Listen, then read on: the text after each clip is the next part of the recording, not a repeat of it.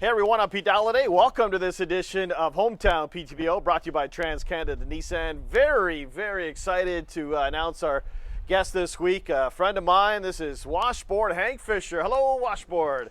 Good to see you again, Pete. Boy, we got to get out golfing sometime this year. That is the plan. I think we're going to go down and play Port Hope, you and I, this week. Fantastic. Or 1 week, anyway. Maybe right, when it warms right. up just a little bit. That's a good But, course. right along Lake Ontario. Did I ever tell you I got a hole-in-one and hole number 6 at Keystone Golf Course? I think you did, but tell us the story again. Well, I had, it was 120 yards. I had my pitching wedge. I lofted a shot way up in the air. It landed about 10 feet past the hole, then backspun into the hole. I got a hole-in-one.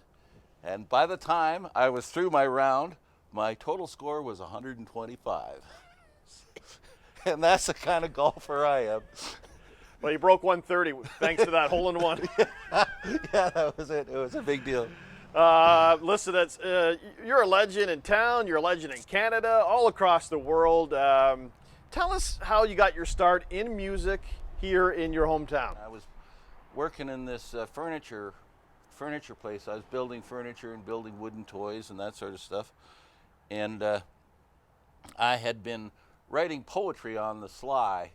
Ridiculous. I'd had a bad relationship and I was heartbroken, so I was writing all kinds of terrible poetry about being heartbroken. You know, like country and western music. Sure. You know, and I come home from work one day and my house guest, Ken Ramsden, otherwise known as Reverend Ken, Yes. had taken my poetry books and made them into songs.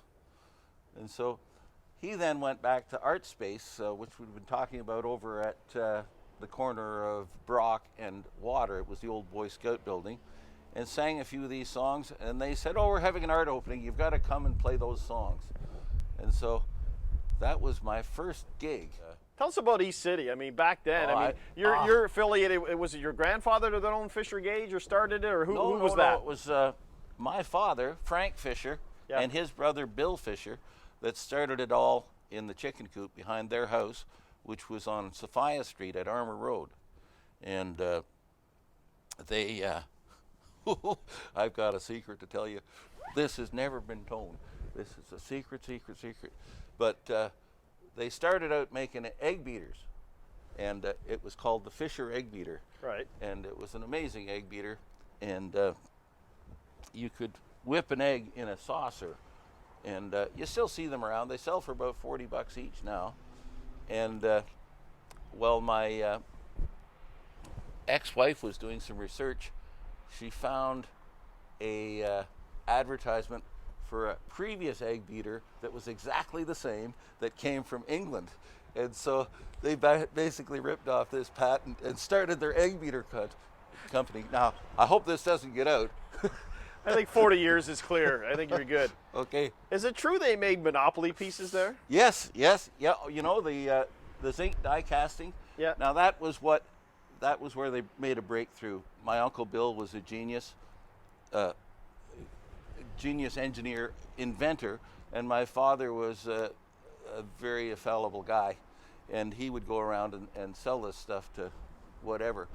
Your cousin Jim's boy was well known in the NHL. Oh, yeah. Mike Fisher. Did he get the hockey talent from you? Did you pass that through to Well, Mike, or No, I was a football player. over at Tass? Yeah. Yeah. I played middle linebacker and fullback, and one time I got to be the quarterback. And so we had one guy, Booby Davidson, and he was a tall, skinny guy, and he was the only one on the team that could catch.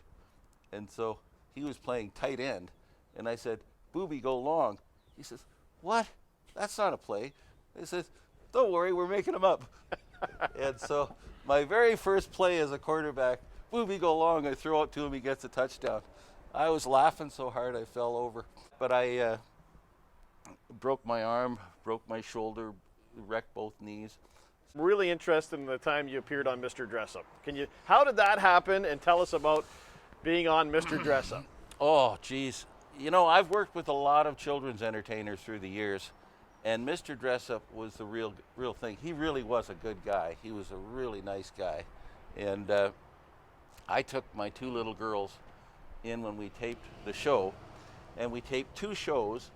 And what he would do is he'd read the script, and we'd walk through the show. And okay, Hank, this is where you play your song, and this is the lead up, and this is the lead out.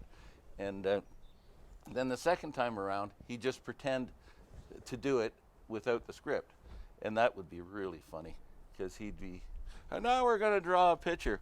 Oh, these markers smell good. Oh, that's a nice smell. And he's just carrying on like this. We're laughing our butts off because he's doing self-parody of himself.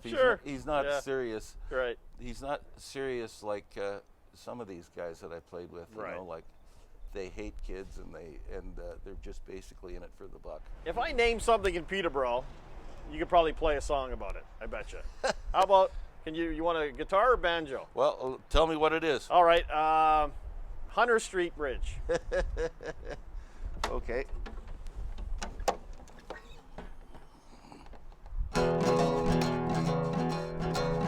Well, hey, little mama, don't be cold as a fridge. Let's take a trip across the Hunter Street Bridge. Through East City, past the West Clocks. Up in Armour Hill, by the old left locks. It goes up and down. All day long, it goes up and down.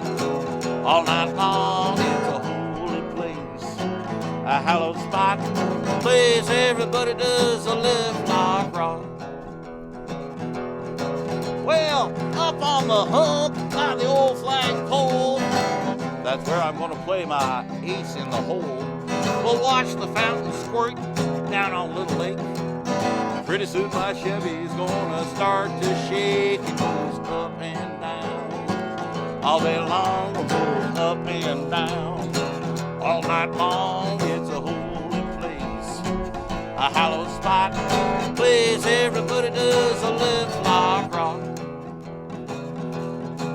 Well, the left lock's got a tunnel where you blow your horn. Hadn't been for the lift locks, I wouldn't have been born.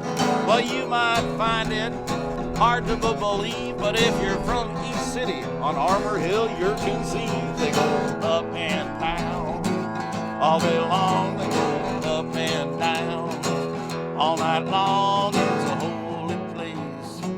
A hallowed spot, place everybody does a lift lock rock. Awesome stuff. Look at that. Here we go. Hometown PTBO with Pete Dalliday, presented by Trans Canada Nissan.